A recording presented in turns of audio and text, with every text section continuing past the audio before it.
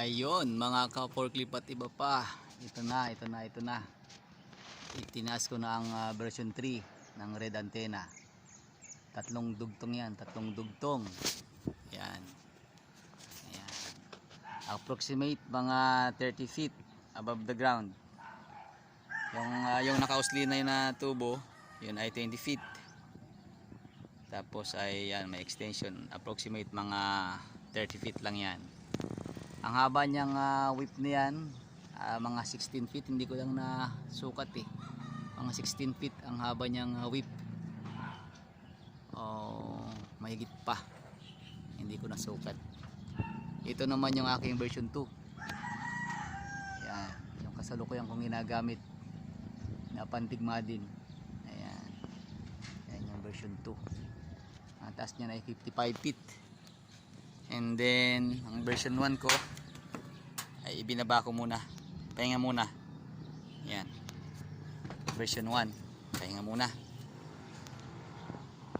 Yan. Yung version 1 na yan ay dito nakakabit yan.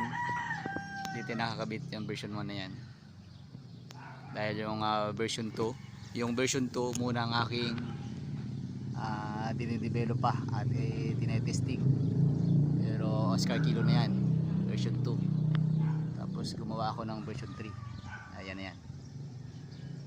And then yung aking directional binaba ko. Nasa likod niyan din ng version 1 na antena. Ayan. Wala na sa align eh. Ayan, papansin niyo ito naka-align, diretso. Itong kabila tabingi. Siguro sa hangin ayan umiwal na. Kumilit na gano'n gawa sa hangin yan. Lakas ng hangin dito. Pag umahangin dito ay nagbabounce dito sa pader na to. Tapos dito naglulup ang hangin. Kaya kailangan ang antena yan maganda-ganda. Pagkakalagay. Umihip na ang hangin So ayun. Mga karadyo, ka-forklift at iba pa. In-update lang sa bagong angat na antena.